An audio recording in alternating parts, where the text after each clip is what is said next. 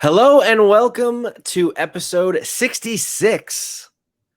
We're executing order 66, Cayman. On today's episode of the Spotlight Games podcast, it is the first episode of our 2023 campaign, Cayman.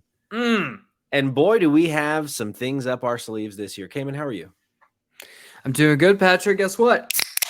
Oh, Yeah, baby. We're back There it is. again. We took what, last week off? That's right. we Is took that last right? week off. We Yes, did, sir. Yeah, we're back. Yep. Yeah, I was I think I was no, actually that was Monday. I was gonna say I think I was at the Claremont Lounge when would have been recording, but that was actually Monday night, not Tuesday night. We had company in town. But if you don't know what the Claremont Lounge is, if you're not Atlanta based, we say it's where strippers go to die. Mostly Or where strippers go to be reborn. exactly, because it's usually strippers that are let's say potentially getting Social Security. Yes. Actually, yeah. I think that's a very accurate statement. Yeah.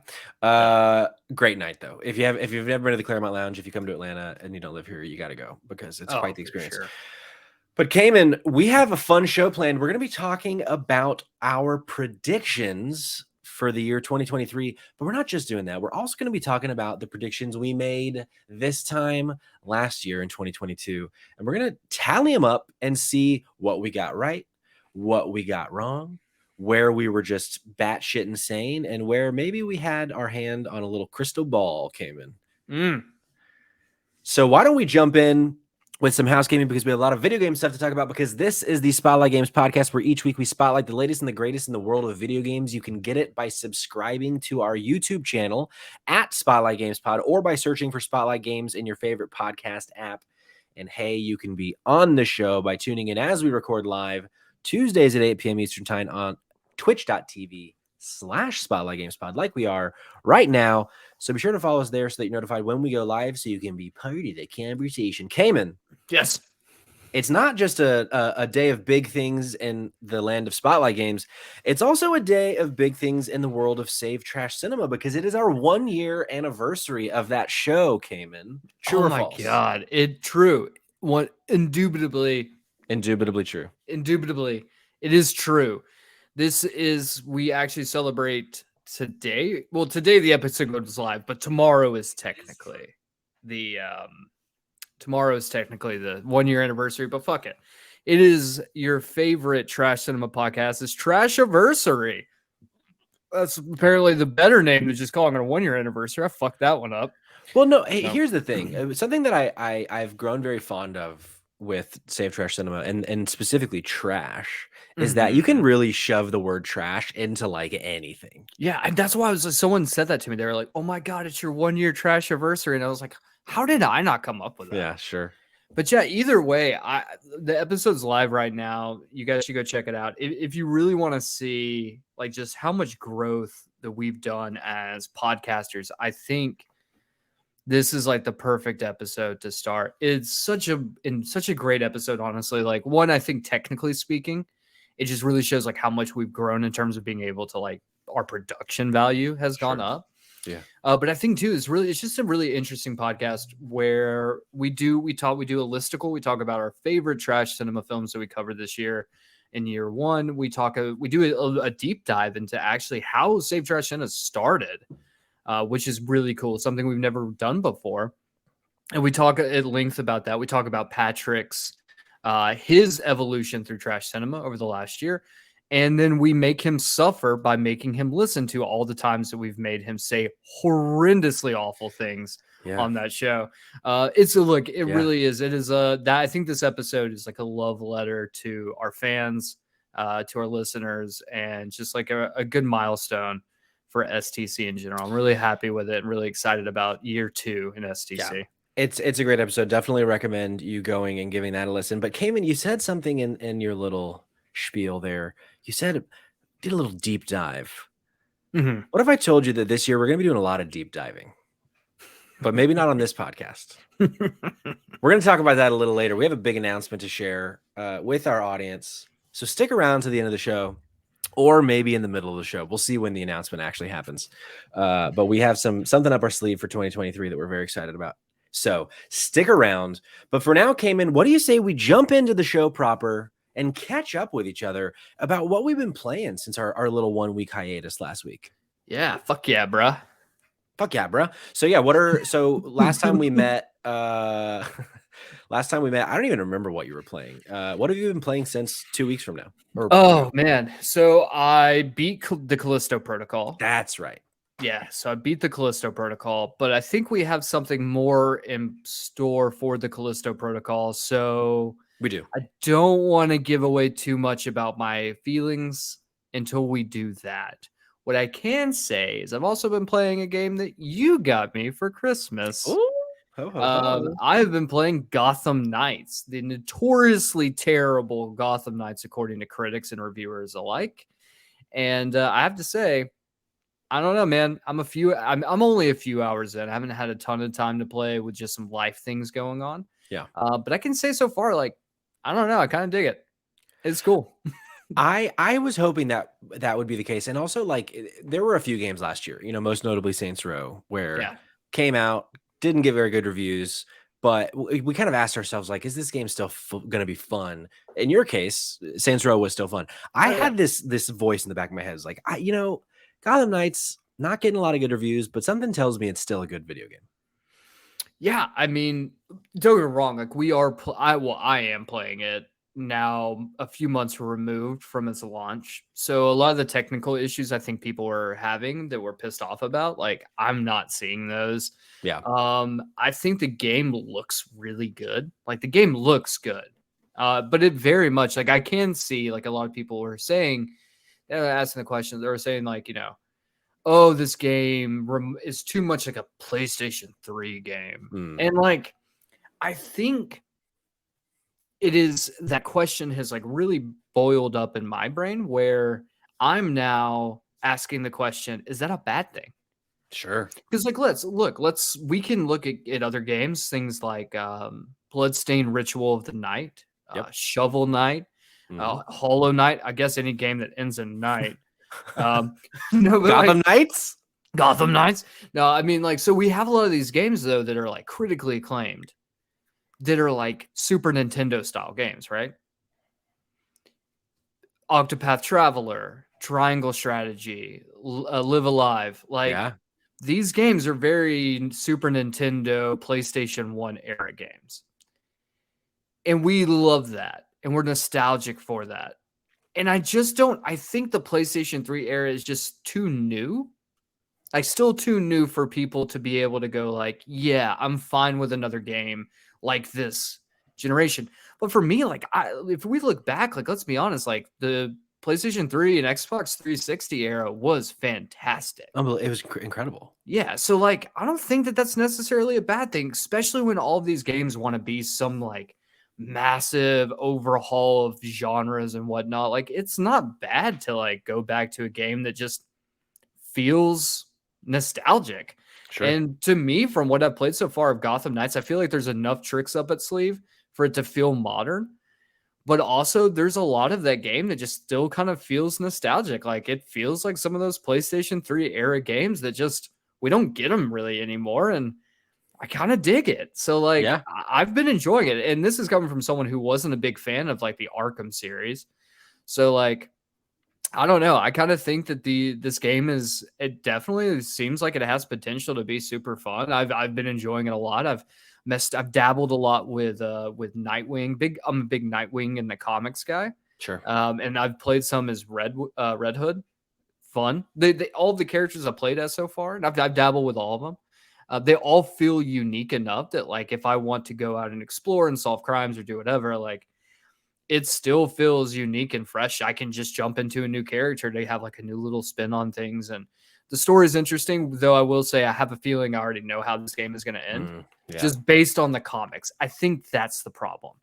It's like, if you just think about, like, if you are familiar at all with the Court of Owls and kind of how that works out, like, it definitely feels like I know how this is probably going to end.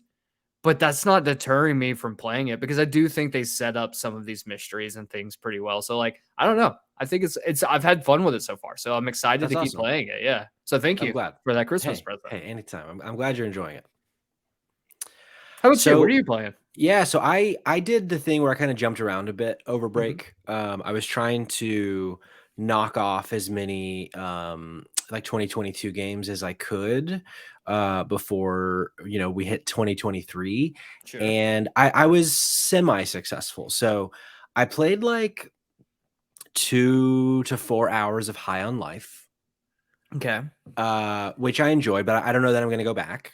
Sure. I thought it was fun, but like it just didn't grab me. Sure. I played like 5 or 6 hours of the Entropy Center, which I like briefly mentioned on our last episode, but it's a pretty cool game. It's like Portal, but instead of the puzzles being completely centered around portals, it's centered around time.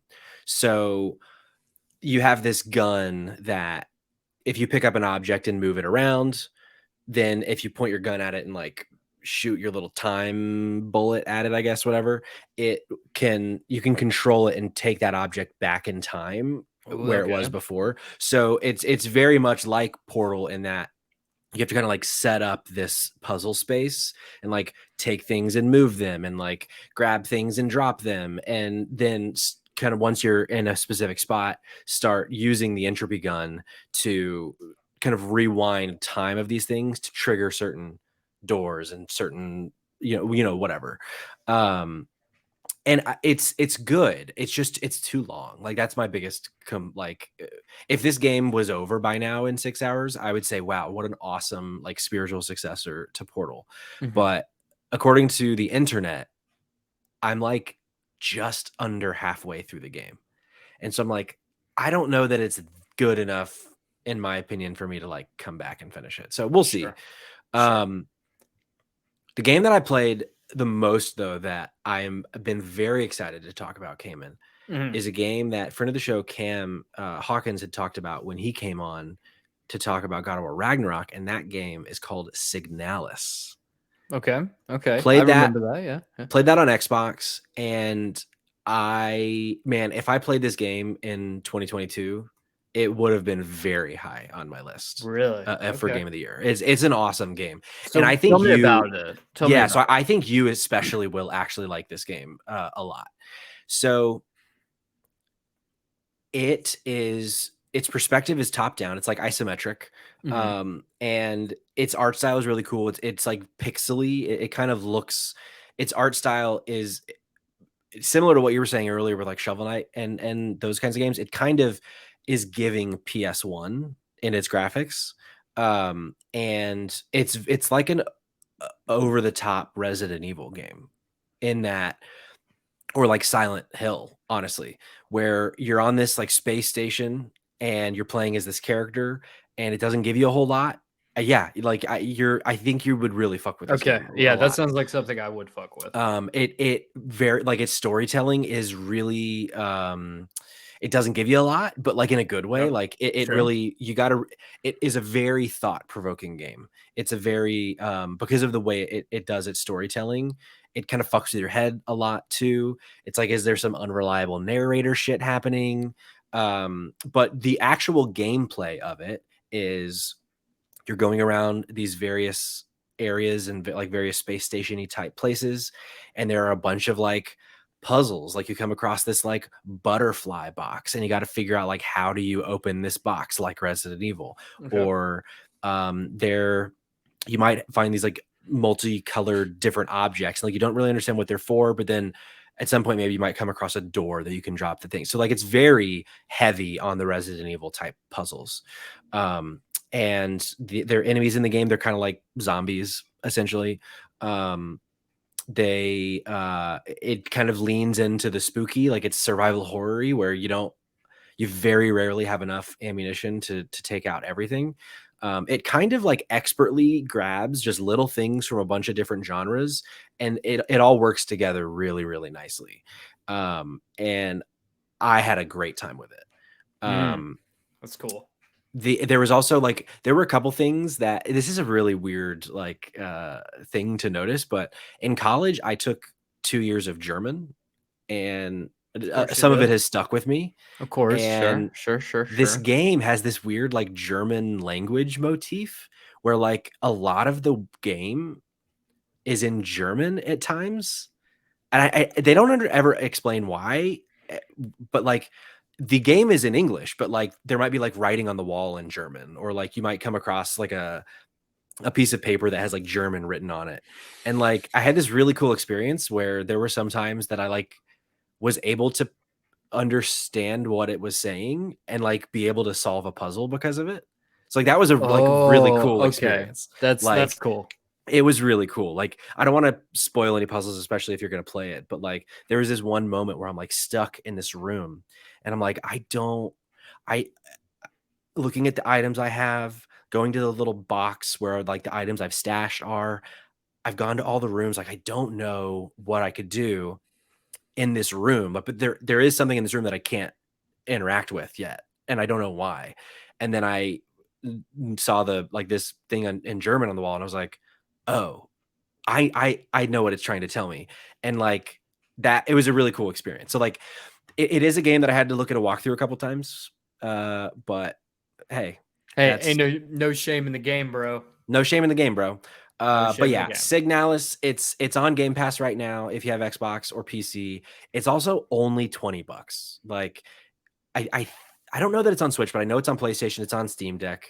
It's probably on Switch if it's on everything else because it's not like super graphically intense. Taxing. Yeah. So yeah, if you like Silent Hill, Resident Evil, like those kinds of games, you like survival horror, you like a mystery, you like a kind of a mind fucky type story, play Signalis if you haven't, because it's pretty fucking great. That's cool. That's cool. Yeah, definitely gonna look into that. That sounds awesome. Hell yeah.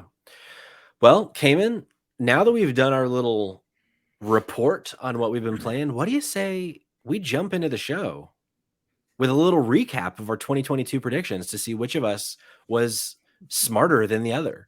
I wonder which one of us. I wonder which one of us it could be, Kevin. So this is the way I'm going to do this. I'm just going to kind of go through, and there are a couple from the audience too. So we're going to give some shout outs to people in the audience that wrote in last year and see whether or not they got any points. But I'm going to go one at a time, like I did. Like we're going to go later in the episode. So my first prediction came in. I said, the studio behind Super Mario Odyssey will announce their next title. It will be a new 3D Mario game. It will not be a sequel to Odyssey. It will not have the hat mechanic, but it will have a new gimmick, and it's going to release this year. All of that, fucking dead wrong.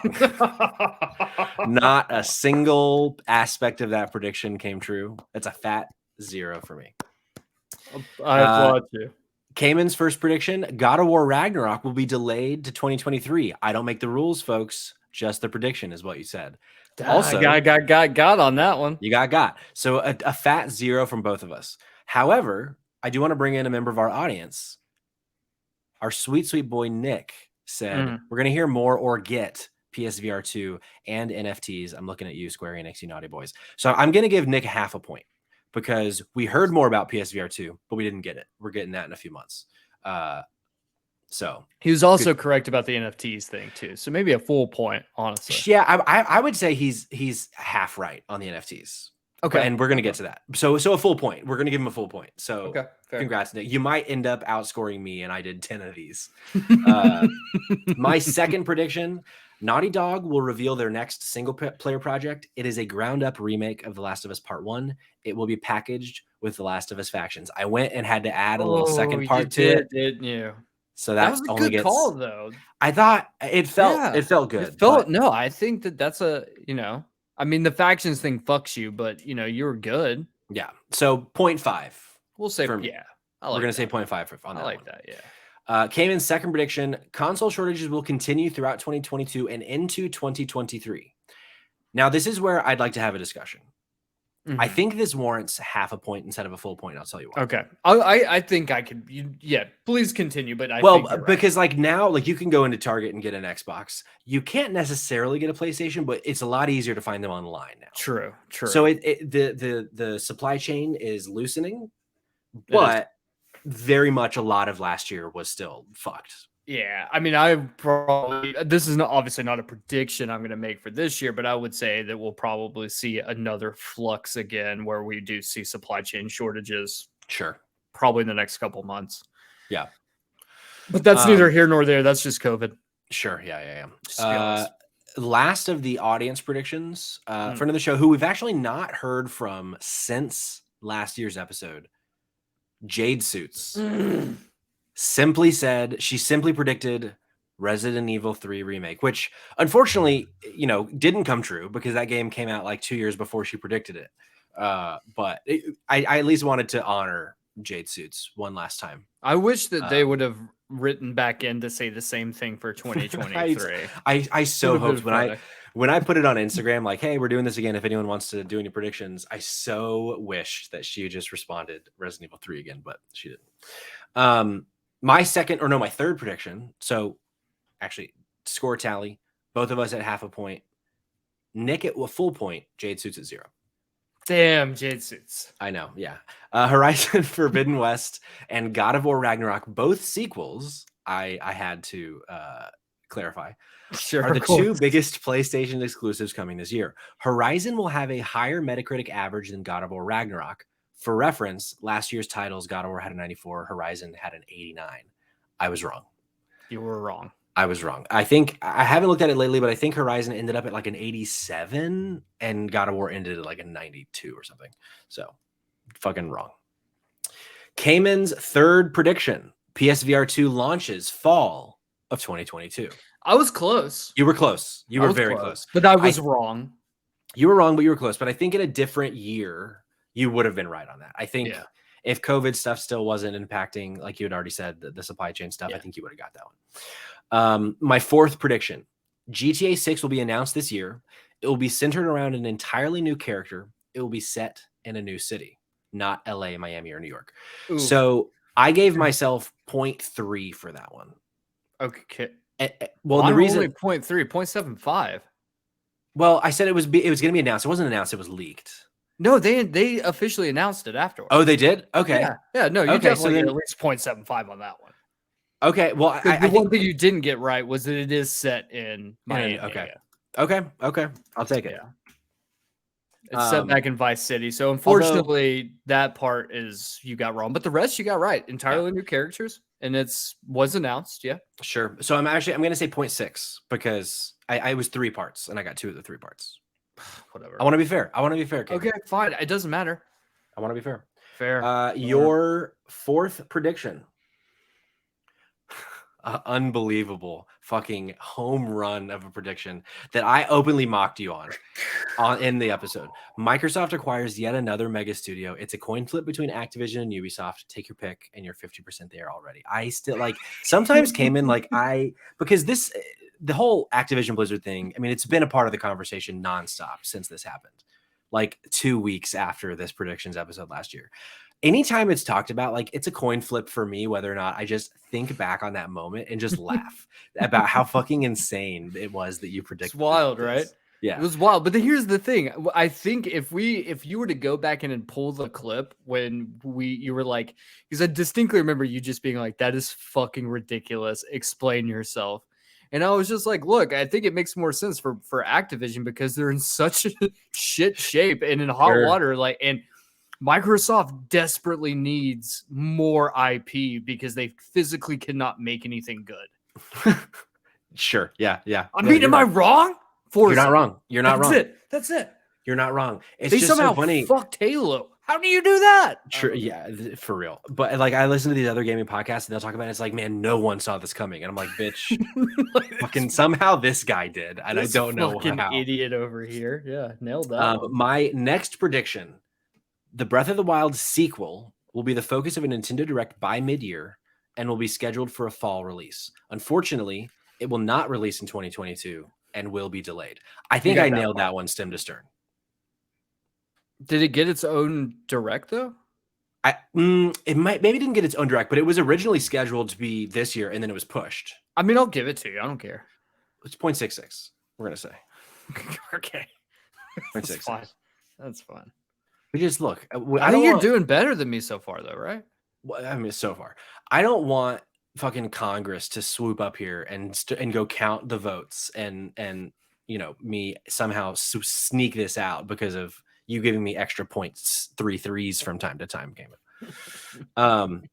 Okay, your next prediction NFTs will make a huge play in gaming and will lead to a congressional showdown between developers and Congress over the legality of a loot box NFT hybrid game mechanics. Did Congress stuff happen? Is this a 0.5er?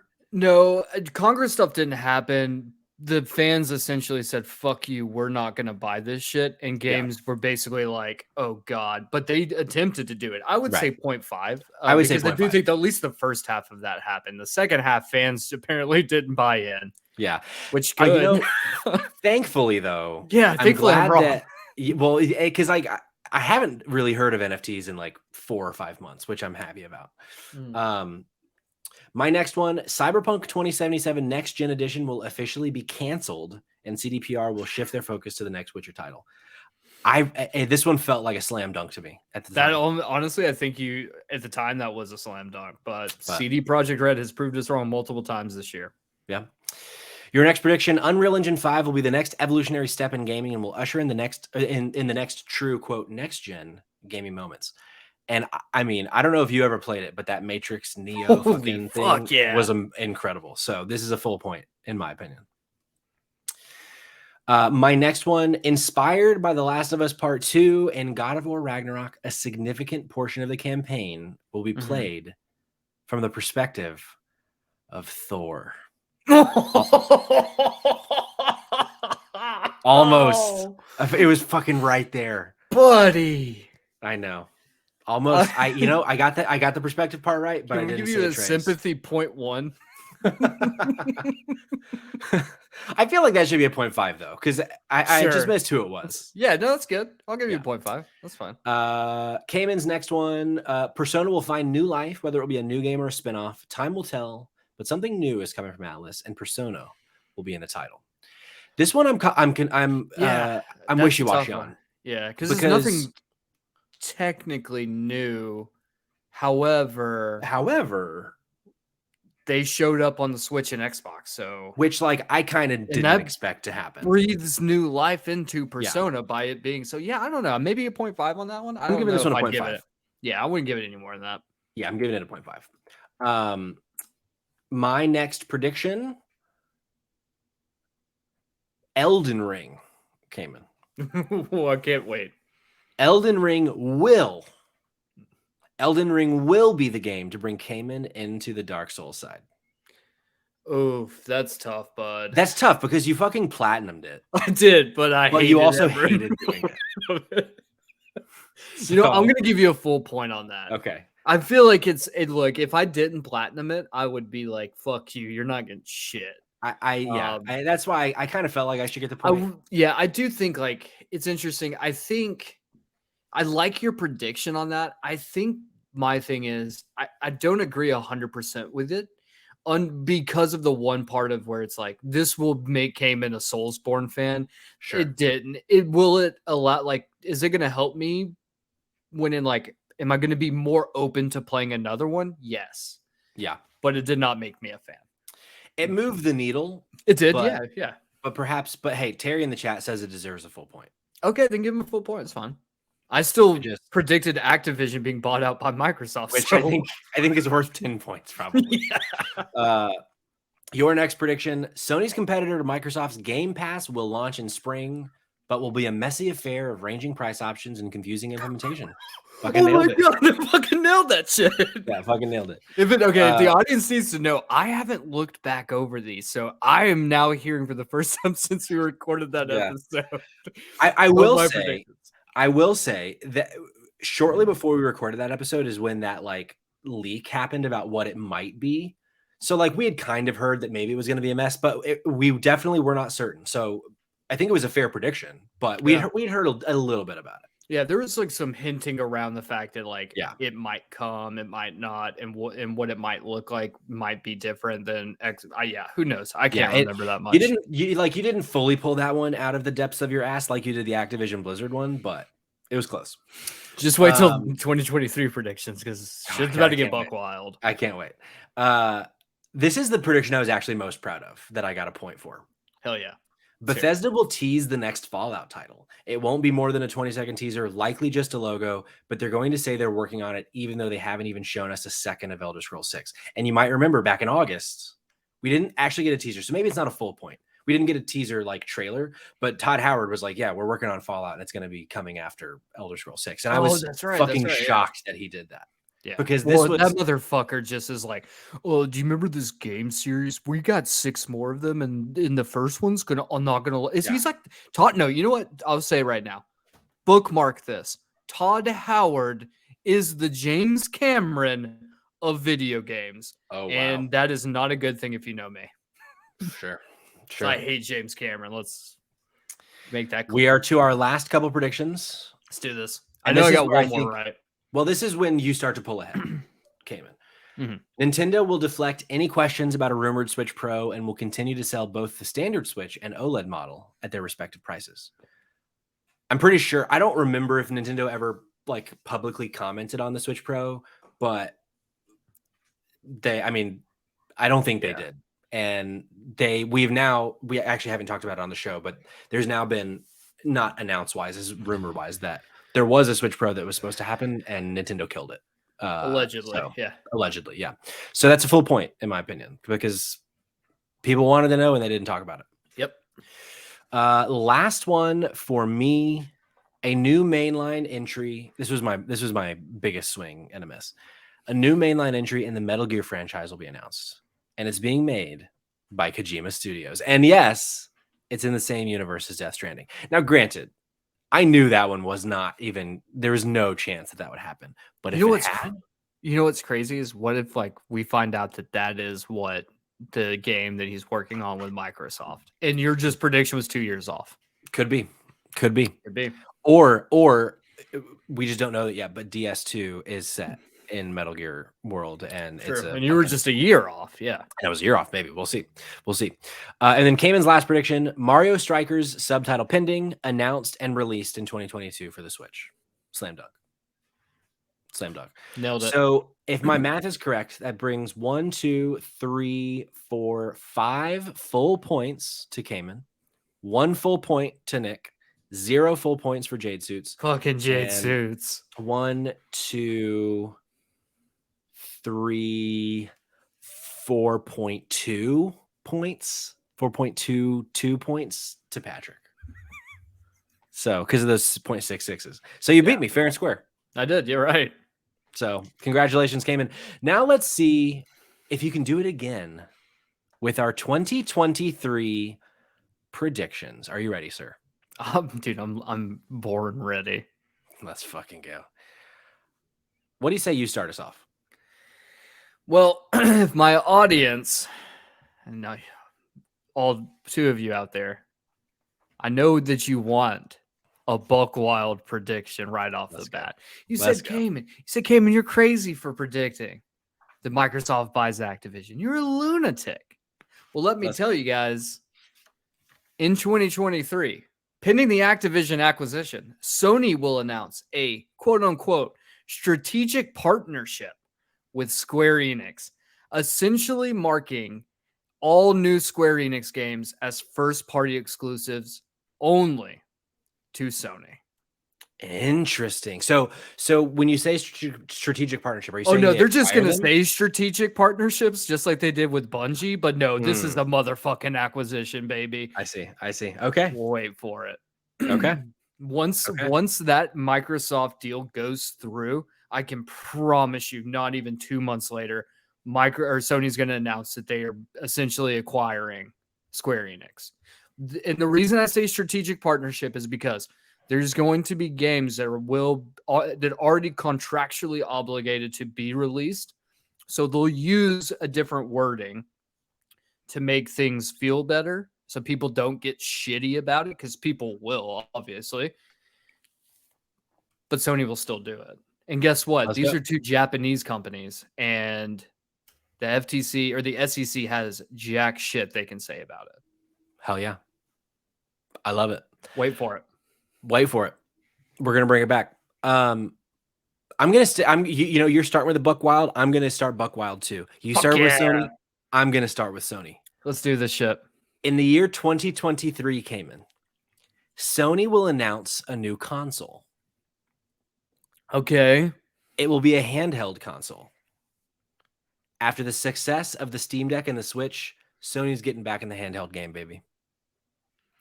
I like that. Dude, I hope you're so fucking right, dude. I think right. there's not a chance in hell. I hope you're right. But a Vita 2, baby. But look, I mean, honestly, with the numbers that the Switch has done in its life cycle, and how the Steam Deck has been like the hottest thing on the market for gaming in the last like 4 months from a product perspective. Mm-hmm. I think the one thing that might sink the prediction is if PSVR 2 is a failure. If that's a total failure, then they might not have the money to try to like. But then again, I mean, if they're announcing it this year, it's well past the point where they would cancel. I would think. Yeah. But so we'll see. We'll see. I like it though. I hope you're right. And you know what, Patrick? Why don't we just stay in the same vein? Are you ready? I'm ready. Epic announces the launch of their own version of a portable game player akin to the Steam Deck, which will prove monumental when multiple publishers sign deals to Epic, preventing their games from being playable through Steam. The PC wars begin. That would be insane. I love that prediction because Epic is insane enough to do it. They have so much money. That I could see, and like especially after their war with Apple, like I bet they're ready to just keep fighting. Just start throwing hams. Yeah, I love They're just not throwing hands, throwing hams, man. Just I love it. Fucking, they just got like a ham launcher, like they're at a fucking baseball stadium instead of shooting T-shirts. They're just fucking launching Christmas hams in the ground. Sure. Kid gets his head ripped right off. So this one, I want to slow down the pace a little bit. We've already done some Buck Wild predictions, and I kind of want to reel it in a little bit, Cayman. Okay. I want to reel it in and say, we've talked a little bit about the FTC and Microsoft. I'm going to go on record today. Okay. And predict. I think the FTC will successfully block Microsoft's acquisition of Activision Blizzard, citing monopoly concerns. I think they're going to block it. All right. That's wild. That's honestly buck wild, bro. Do you think that's a buck wild one? I should put it in my buck wild. I mean, yeah, I would say that's a buck wild. Yeah, no, I guess you're right. We've never seen anything. There's never been anything of that magnitude. All right. So like, yeah. But then again, I mean, we've got like the Republicans control the House now. Like, I don't know. Then they're very much for just letting monopolies happen because that's how they make money. So, okay. Do you want? I don't consider this a buck wild prediction. Honestly, I don't even know which ones are buck wild anymore to me because they're all so fucking insane for my predictions. This is gonna go down like a wet fart. But hear me out. This is not an endorsement. This is not a salute. This is nothing of the nature. Hogwarts Legacy becomes the best-selling game of 2023, selling no less than 12 million copies, no less than 12 million copies. Can I challenge you to raise that 12 million higher? Okay, I'll do it. Where do you want to take it? If you think it's the best-selling game, Elden Ring closed out, I think, just over 15 million. And was that the best-selling game of this year? Yep. Okay, then never mind. I was thinking that the best-selling game of this year was a lot more than 12 million. That's why I think it was like 15.5 million was Elden Ring. I mean, shit, I'll take it up to 14. I'll take it to 14. You want to take it to 14? Let's take it to 14. No less than 14 million copies in the total of 2023. Hogwarts Legacy becomes the number one selling game of the year. I would categorize that as not a buck wild prediction. Yeah, I did, but it's still insane. It's still, it's still stupid.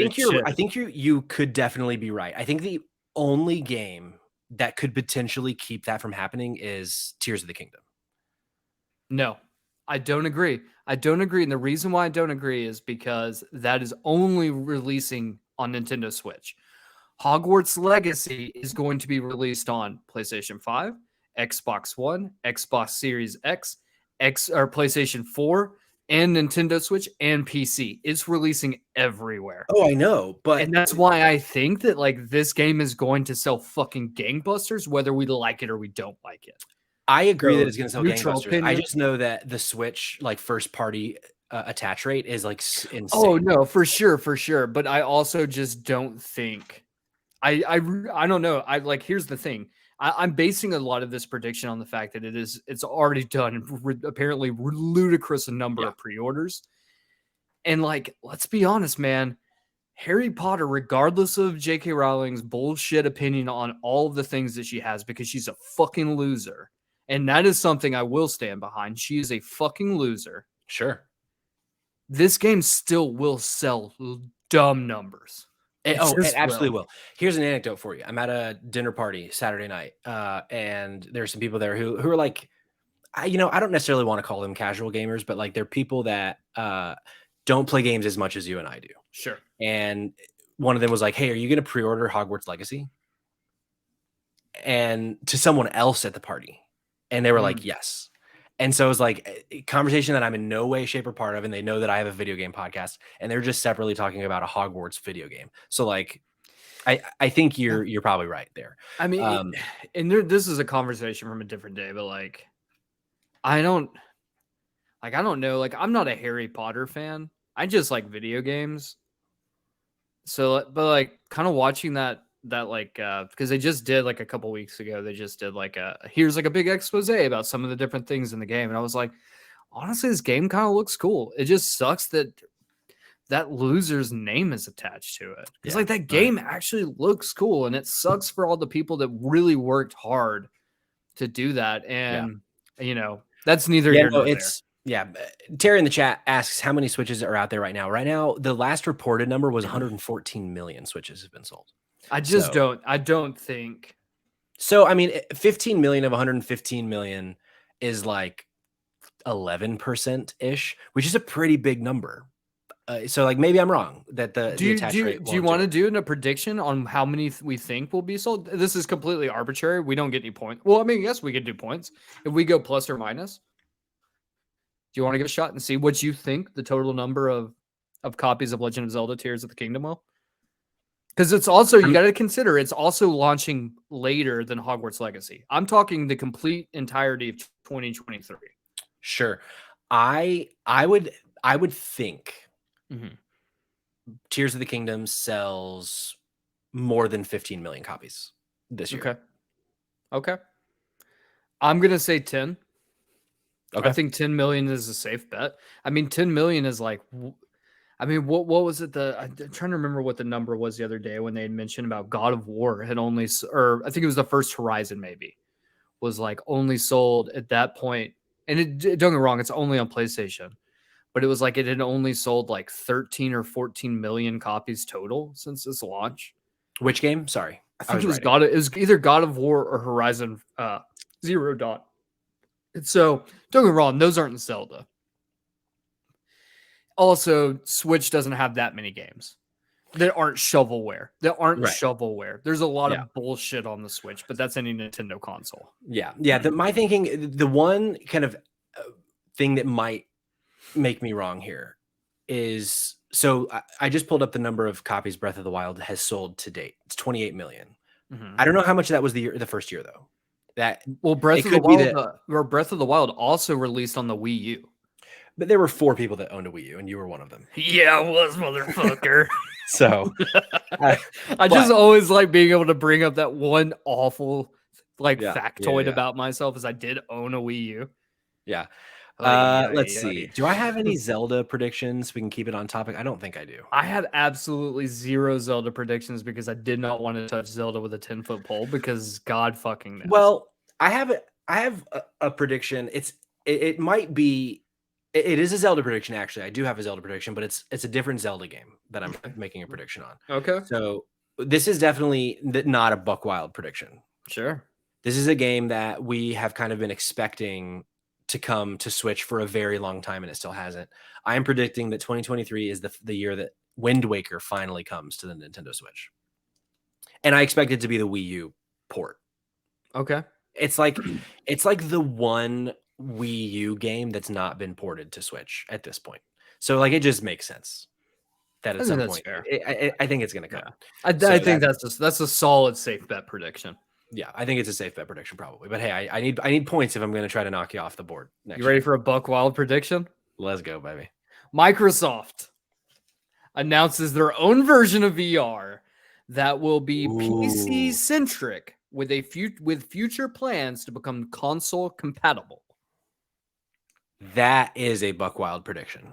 You know it's going to happen though, and it might could. not happen this year, might not happen next year, but within the next 3 years there will be a Microsoft version. It'll be it could be even just something as in my head when I made this prediction was they are going to release something like the Oculus Quest, but it will be something like Microsoft. It'll be like something PC, more PC, but then the plan is to be able to sync it to your console.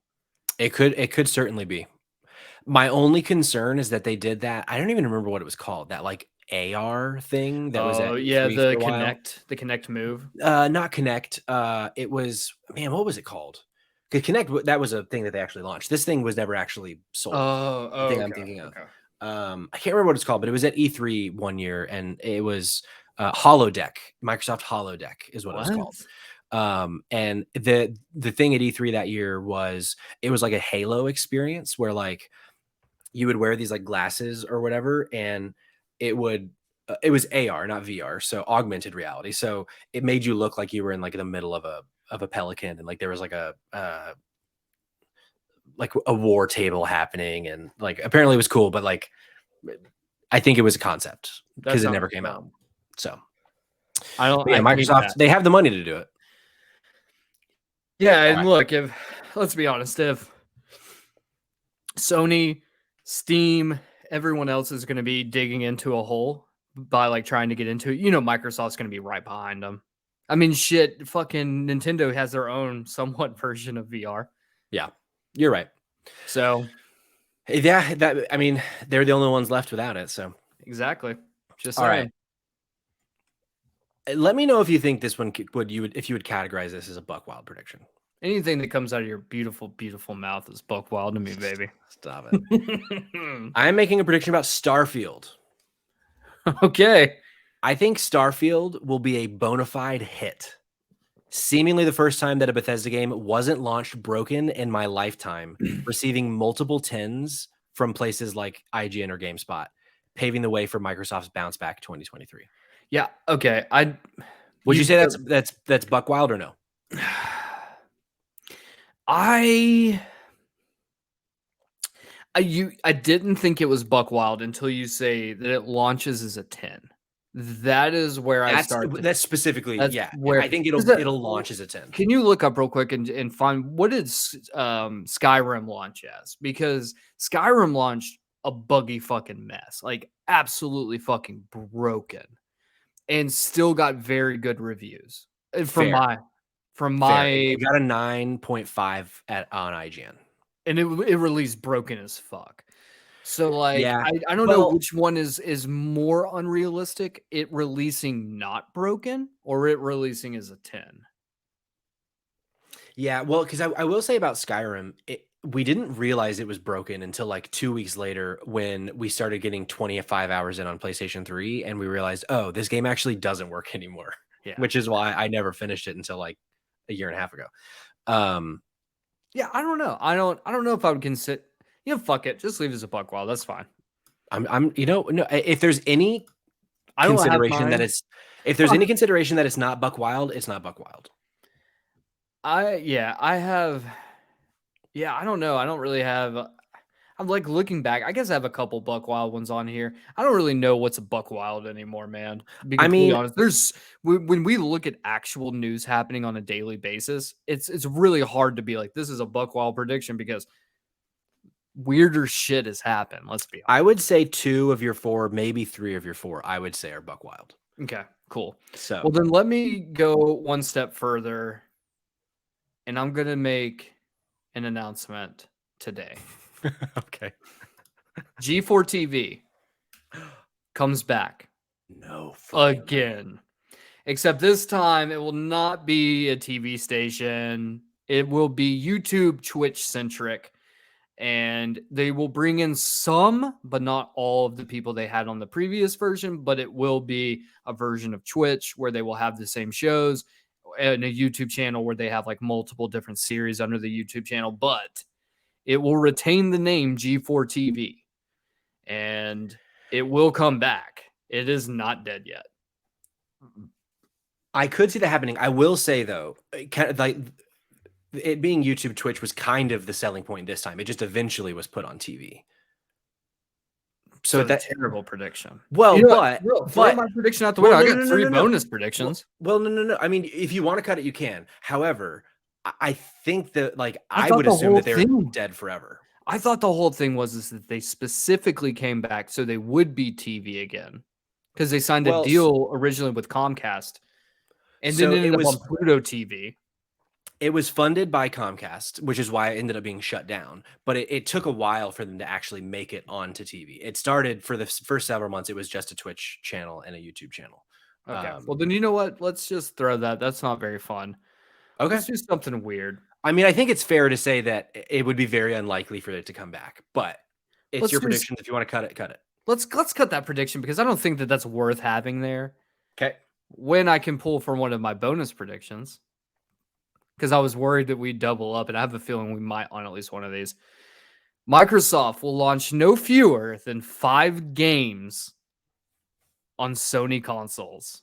Whoa. Okay. And when I say 5 games, I mean they will literally have a slap sticker on it when you boot it up that says Microsoft Studios. And this is new titles. New titles ports. We don't count like Minecraft, right? No, well, Minecraft's already been released. So we're talking like just 5 games will be released this year. Okay. That will end up on Sony consoles. Okay. I think we know of at least one already, which would be well, actually, do we know if Hellblade might actually be an exclusive? It is an exclusive. Okay. So yeah, no, I like it. I like this prediction. Okay. My next one, I'm going to bring back a prediction from last year, but I'm reworking it a little bit. Okay. The prediction I'm bringing back is centered around the Mario franchise. This is where I think that we might double up on a prediction. Okay. This one, it's kind of a thick prediction. So if I need to like cut some of it so that you can also... I mean, you might need to cut some just so you don't lose. Well, sure. Because that's bit you in the ass a couple times last year. But it's fun it's fun to add layers. I love that idea though. Nintendo will announce both its next 3D and 2D Mario titles this year, and at least one of them will be released this year. Okay. My not like officially part of the prediction, but just some additional thoughts. It can like my thinking on this. Mm-hmm. I'm thinking that the 3D game will not be the Odyssey Direct sequel, like I had said last year, but I'm not doubling down on that aspect of the prediction. Sure. But I do think that the 2D Mario game will have a new art style. Like, I don't think it's going to be like the last like 3 or 4 2D Mario games that have all had ever since the Wii. Like, it's been that same like cartoon shitty art style. Yeah, I think the next 2D game will look different. I don't know how it's going to look, but I don't think it's going to be in that same exact 2D style. Well, then let me follow in your stead with an even bigger prediction.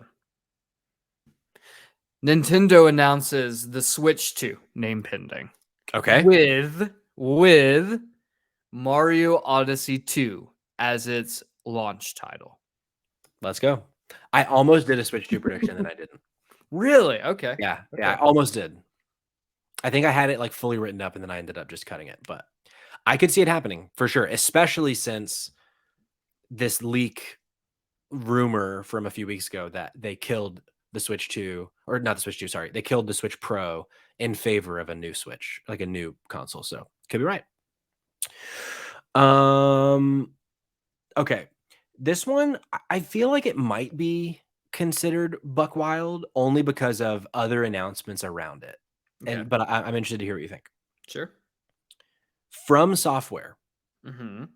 will announce a sequel to Demon's Souls. And it will be very reminiscent of Elden Ring with true open world gameplay, not the linear gameplay of Demon's Souls 1.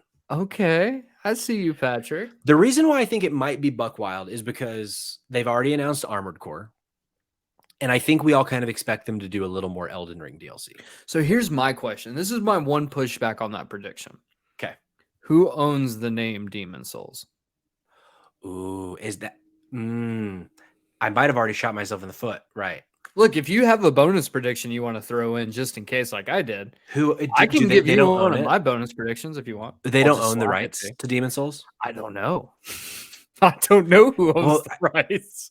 Well, that is a good question because what if all right, here, what if I do this? Let me do my next prediction while you Google that. Yes. Okay, perfect. I'm going to stick in the realm of Mario. So bear with me when I make this next announcement. Prediction. Mario Kart 9 officially announced. And not only is it officially announced, it is the official swan song of the Switch and will be ported sometime in the future to Switch 2.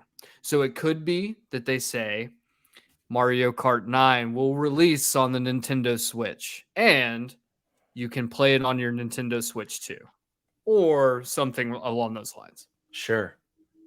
Or maybe both. Maybe both. It's like, hey, the Nintendo Switch 2 comes out in February of 2024, but in February 2024, whenever, like, we are releasing Mario Kart 9 and it will be playable on your Nintendo Switch right now. Something along those lines. Sure, sure. We can read between the lines there. But okay, we do get an official announcement, and it is one of the last games that will be official. It'll be like the last like big game that is launched on the Nintendo Switch. Okay. This is the year the Nintendo Switch dies. Okay. I wonder if, since we're only 4 additional packs into this 8-pack of Mario Kart 8, that's the only reason I wonder that perhaps this doesn't come true. But I hope to God it comes true because I want new Mario Kart so deeply inside me. Cayman. Okay, I did my research.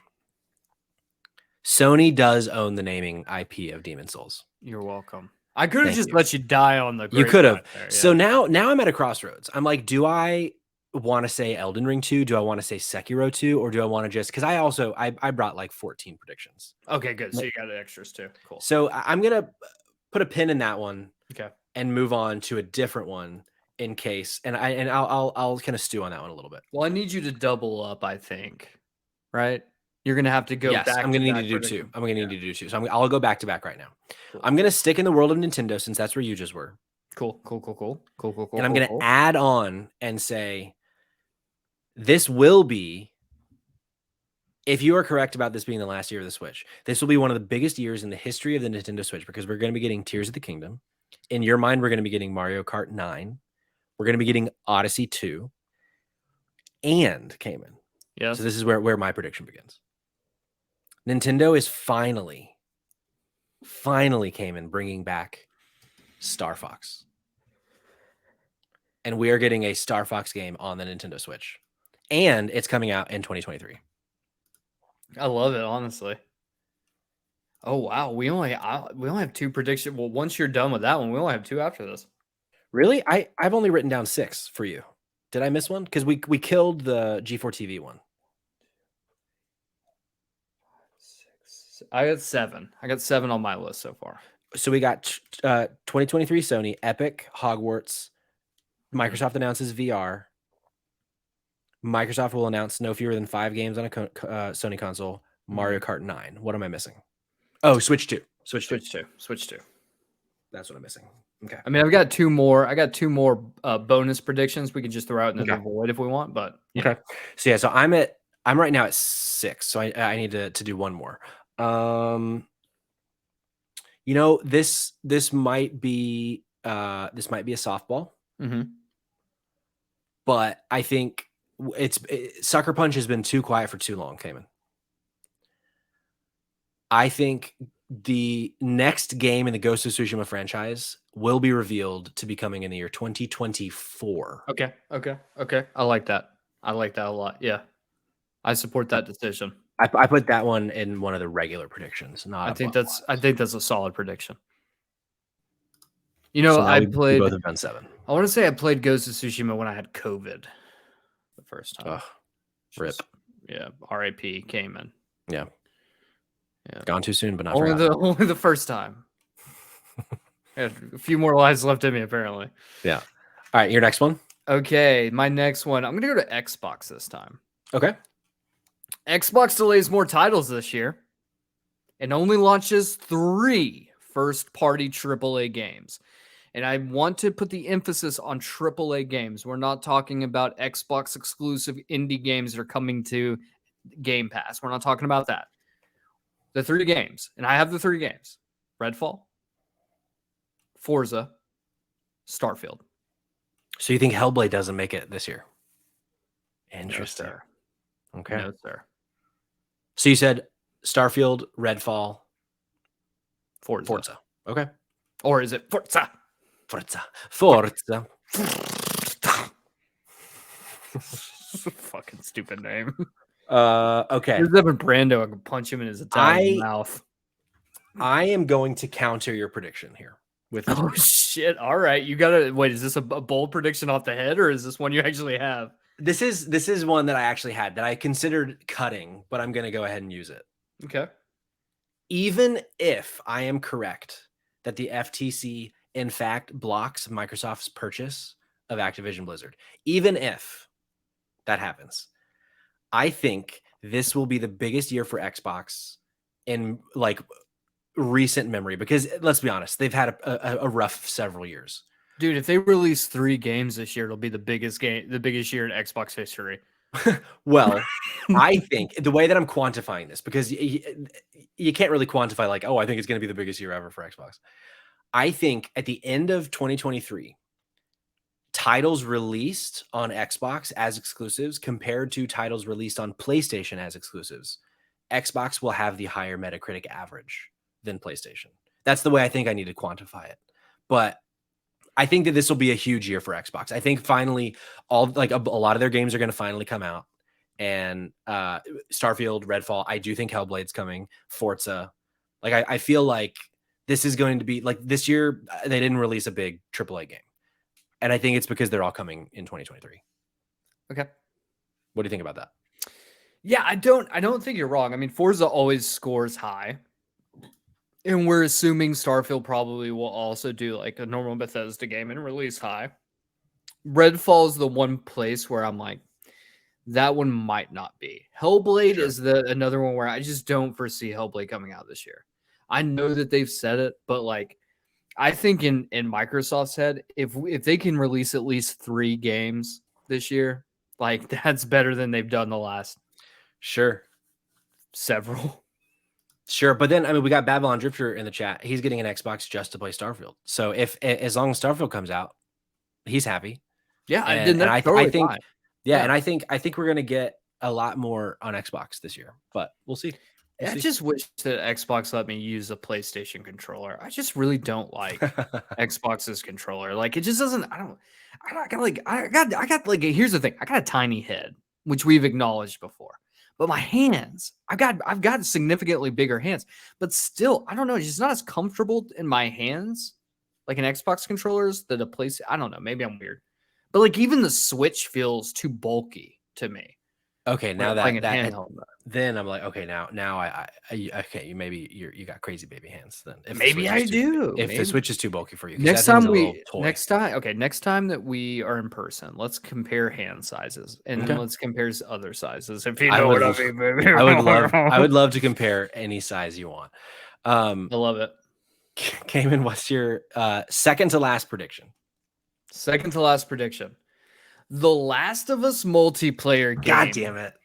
Gets a fall 2023 release date and will come alongside the announcement of The Last of Us Part 2, which will launch. Part 3, you mean? Or sorry, yeah, Part 3. Part 3 will launch in 2024. No release window announced. So we don't know when in 2024. They're just saying 2024. We won't know if it'll actually come out in 2024, but that's what they're going to say the game will come out. So to clarify, Factions 23, Part 3 24 will be announced this year. Yes, there will be. We will get both of those announcements. I like to think that we're gonna get like a PlayStation Direct, or not Direct, a PlayStation State of Play, where they will do a full blown like deep dive into the Last of Us factions or whatever the multiplayer game is going to be called Yeah, it's eventually. not going to be called Factions. Yeah, but whatever it is called. Yeah. That's why I left it vague on what the name is because we don't really know. I think we just know it's a multiplayer game.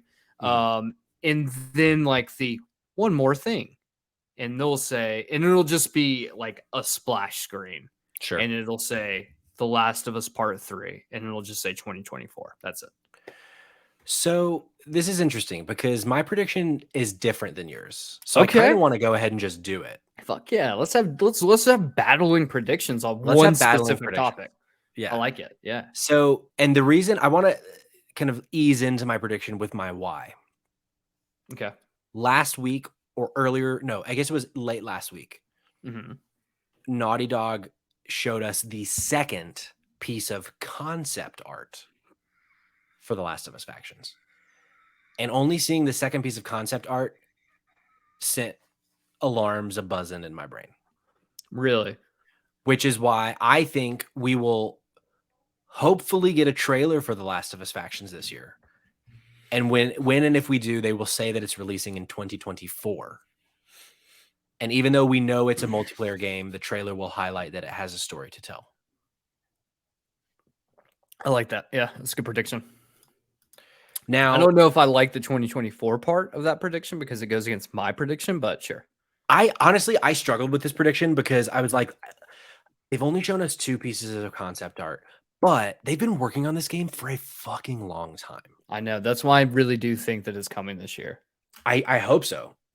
And Neil Druckmann has said that this is going to be the biggest year that The Last of Us has ever seen. So, I mean, we would think if he says that, then like a game's being released. But, and I do think that like that's like a really big thing that they can do is like the season finale of The Last of Us part, like the first season of The Last of Us. They're not calling it Last of Us Part 1 for the first season. Or at least we don't. Maybe they will. It'll be retroactively called that later.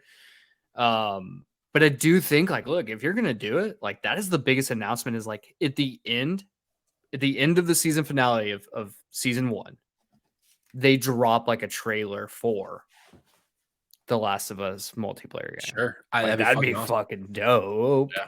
I'd be in for it, man. I want to We'll be on that episode of nothing. Oh, God. Of nothing. Right. Of something that we're going to be talking about very soon, maybe. Oh my God. Yeah. All right, Cayman, your last prediction. My last prediction. You ready for this? I'm ready. This might be buck wild. This might be. Metal Gear Solid gets an official remake. And Castlevania returns.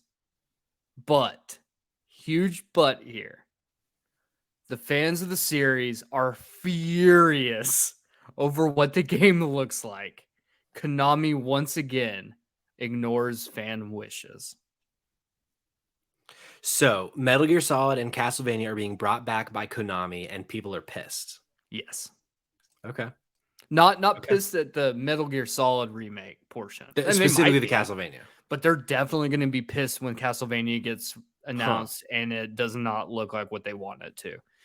In my head, what that sounds like is we're going to end up with like another Lords of Shadow situation, which honestly, I enjoyed those games. But people were like, we want the normal Castlevania games, which like, I don't know, sure, if you want those, but like, I think we're going to get a Dark Souls style Castlevania game.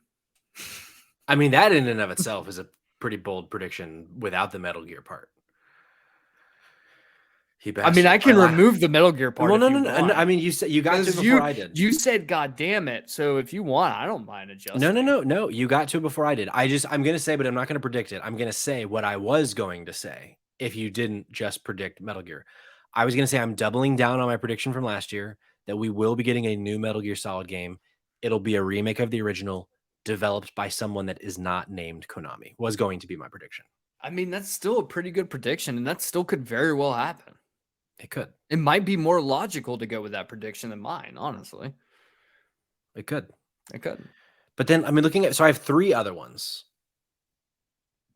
And I feel like 2 of the 3 are, one of the 3, actually, I don't know that any of these are going to happen. as I look at them right now. I don't know what to do. All right. I'm going to swing for my heart on this one. And then I want to talk about what these other ones that I was going to say were, just because I'm having fun with this conversation. The Star Wars Knights of the Old Republic remake will be announced to be in the hands of a new developer. They will not commit to a release window, but if they do, they will not say that it's before the year 2025. Okay. How do we feel about that? I mean, I think that's a smart move. Do we, though? I kind of feel like it's just going to silently die. I just hope that it doesn't die. No, you All know, right. honestly, What if we do this, Cayman? Mm-hmm. Because this is our show and we make the rules. Why don't you pick my prediction for me based on these 4 that I have? Okay. So I've already said 2 of them. The Metal Gear one, now this KOTOR one. Okay. My third prediction, Resident Evil 1 is going to get a full ground up remake. Because it's weird to me that we've only gotten 2, 3, and now 4. Like, why did we skip 1? And then my final prediction, Bloodborne will finally get its full remaster / next gen upgrade. It will not be a remake. Those were my 4 remaining ones. Okay. Maybe I stick with Bloodborne because I tried to do the Demon Souls one earlier and I had to go back on it because I am an idiot. Repeat the other ones to me because I don't like the Bloodborne one. I do think we'll get a full actual remake of that. Okay, interesting. So Metal Gear developed by someone that's not Konami. Yeah. KOTOR, someone else is taking over development. Uh-huh. Resident Evil 1 is also getting a full ground up remake. I like Resident Evil 1. Or I could adjust my Demon Souls one earlier and just say we get Elden Ring 2. I think Elden Ring 2, it gets announced. It doesn't get. Yeah, it'd be an announcement. Yeah, it's like a teaser, not like an actual. It'd be an announcement. We don't see any gameplay. I like Elden Ring 2 and I like Resident Evil 1. I think the KOTOR one makes a ton of sense. I do think KOTOR is going to be taken over by someone else. I don't think that game's going to die. Okay. Then I'm going to do Elden Ring 2 because that is the most close to the one that I had already started to say earlier in the show. And also I feel like it'd be pretty wild of them to announce Elden Ring 2 when so soon after Elden Ring. But do you want to hear my 2 bonus predictions? Yes, I would. My 2 remaining ones. So the first one is this is a little bit of a weird one and is really tech heavy. So it's not very, very fun. Okay. Saudi Arabia's Savvy Gaming Group will outpace China's Tencent as the largest investor in gaming to date, becoming the dominant stakeholder in multiple large publishers. Is that they're not Embracer? Embracer is someone different. They're Swedish, right? Yeah, I think Embracer's Swedish. Okay. Savvy is Saudi Arabia. They have announced that they're going to do some huge sweeping stake and shit. Interesting. But I do think by the end of 2023, they will outpace Tencent. So that's my first prediction. That's our first bonus prediction. Second bonus prediction, this is bigger, which is Metroid Prime 4 is finally given a release date for 2024, and it will launch exclusively on the Switch 2 or whatever the new Switch will be called. So those are my 2 bonus ones. Yeah. No, I like that. Yeah. I like that before the Switch 2 one because I don't know that I agree that we're getting a Switch 2 this year announcement. You don't think we're going to? Okay. Well, but here's the thing is that my whole prediction is contingent upon the fact that we do announce Switch 2. Sure. Here's the reason I don't think we're going to get a Switch 2. And then let's talk about our big announcement. The reason I don't think we're going to get a Switch 2 is because in that little leak rumor thing that I've already mentioned a couple times this episode, part of that was they were talking about how Nintendo is really struggling with the fear of a Wii U again, following up on the Switch. They're really taking their time, is what it sounded like. The rumor said they're taking their time because they don't want to miss again because as we said earlier to Terry's question, it's already sold almost 120 million copies. They want the next one to do that or better. So here's my thing though, is that I think the Switch 2 was a definite miss. But I do think the Wii U. Switch 2, or sorry, the Wii U was a definite miss. But I do think that like without the Wii U, we wouldn't get the Switch. I Like think we you're have right. to have the Wii U to get the Switch, right? I think you're right. So I think it makes sense to do. And honestly, in my head, you know what the Switch 2 looks like? The fucking Switch. It looks just like the Switch, except it looks like the Switch, except it's closer in size to the Steam Deck. And It's going to be able to give you HD shit. It's going to look much better. Play bigger games. And Nintendo, stop being cowards. Just call it the Super Switch. Oh my god, please, yes. Like, oh like my we all God. want it. It's right there. It is so right there. The majority of your install base knows what a Super Nintendo is and are fond of the console. Just fucking double down, dude. Double down, baby. But I yeah, know definitely Reggie's look, not there anymore, but Reggie here's- do it. and this is why I think that this announcement makes sense. March 3rd, 2017, the Nintendo Switch launches. Mario Day. Okay. No, Mario. That's the 10th. Continue. Okay. March 3rd, 2017, the Nintendo Switch launches. An average console lifespan is 7 years. Yeah. Here it is on We're a at- silver platter for us. We're at 6, so it makes sense to announce it. 2024, March 2024 is year 7. When do you announce that you can purchase this? It's going to be sometime in early fall, August, September is when you're going to want to be like, guess what, boys? Get ready. The Okay. Nintendo Switch 2 launches in March or April of 2024. I hope so. I that would be awesome if it does. I also like thinking back to previous console cycles. Like I feel like by now, if the Switch 2 is happening though, like there would be like dev kit rumors, like there'd be code name rumors. Well, I think the thing is though, is like Nintendo is way more buttoned up. That's true. That's true. Way more buttoned up than Sony or Xbox. Sure. Like That's true. so I wouldn't be shocked. I would say it will probably start to get some rumors or some leaks about this probably in the next few months. If it's going to come, that's when Sure. the leaks, if they are leaks, that's when they're going to start happening. Okay.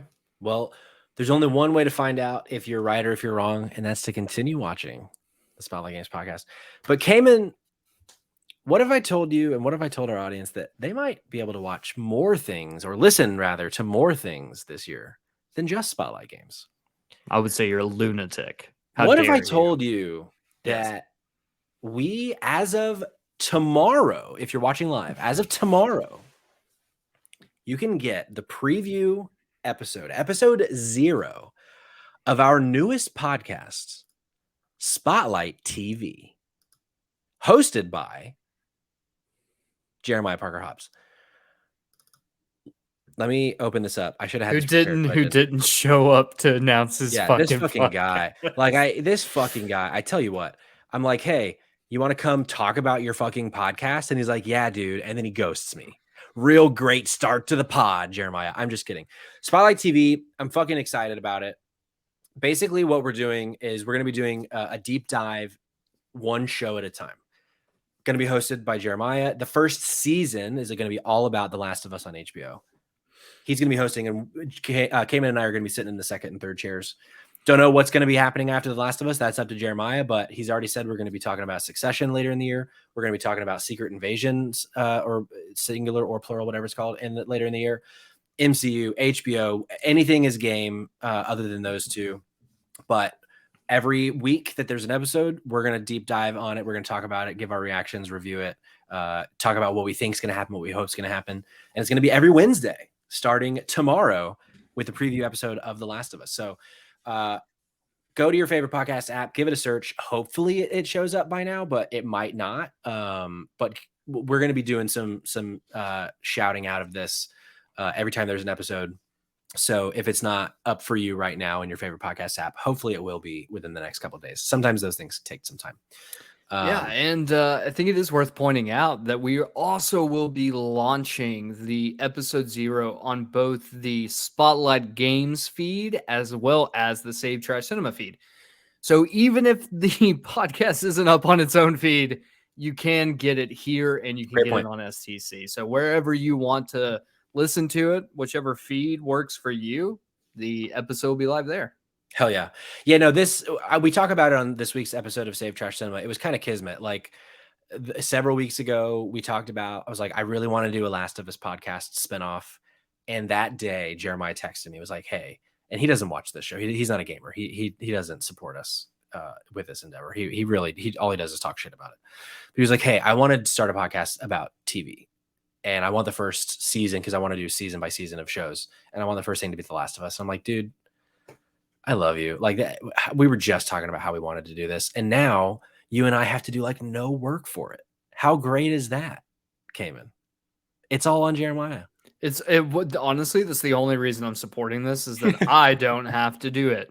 Exactly. But yeah, so hope you're excited because we very much are. And Spotlight TV Pod at Gmail is the email address. And you can find them on socials at Spotlight TV Pod as well. Write into Jeremiah, let him know what shows you want him to cover this season, because I know I'm going to be bugging him about shows I want him to cover. So I'm very excited, and I hope you guys are too. Also, I want to do one last announcement before we get off the air. I know we've been running a little bit long, but this week is AGDQ. I don't know if you guys don't know what AGDQ is. It is a speed running marathon that goes the entire week starting Sunday. It started this past Sunday and ends this upcoming Sunday. All of the proceeds and for donations that get donated to AGDQ during the marathon, which runs 24 hours for 7 straight days.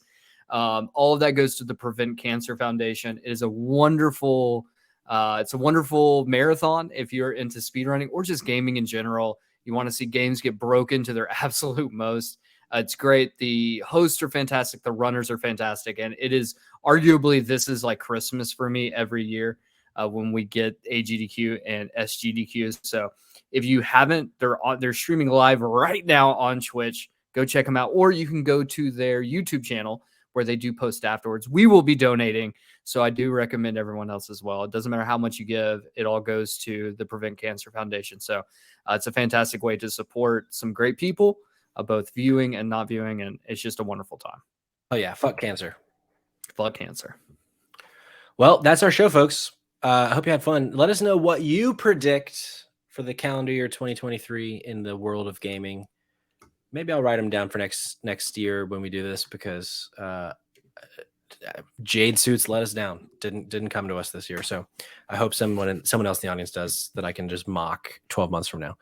But Cayman, I had a great time. I hope you did too. I hope folks in our audience. Thank you, Terry. Thank you, Babylon Drifter. Thank you, Mouth of the South, Liz McLean, making a late appearance to the pod. Or at least if she was here earlier, she didn't say anything, which is just fine. You don't have to say anything if you're here. But it makes me happy when you do. But I'm going to go. Who knows what I'm going to go do, Cayman? But it's not this.